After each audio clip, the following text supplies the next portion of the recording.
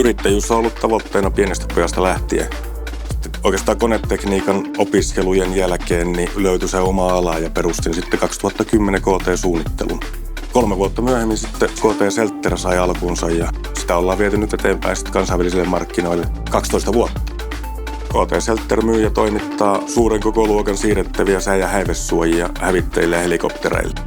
Meidän tuotteet on innovatiivisia, nopeasti siirrettäviä ja suunniteltu kestämään arktisten olojen lumikuormat sekä aavikoiden hiekkamyrskyt. Yrityksen perustamisesta lähtien oli selvää, että halutaan kansainvälistyä mahdollisimman nopeasti. Mutta pienenä yrityksenä kansainvälisille markkinoille meno hitaassa puolustusmarkkinassa niin ei ollut maailman helpoin tehtävä.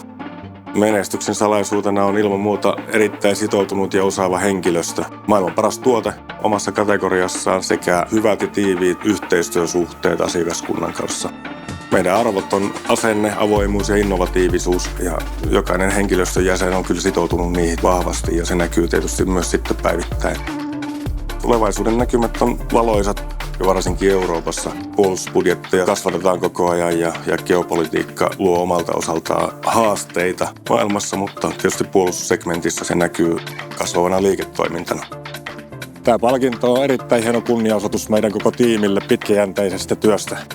Kiitos.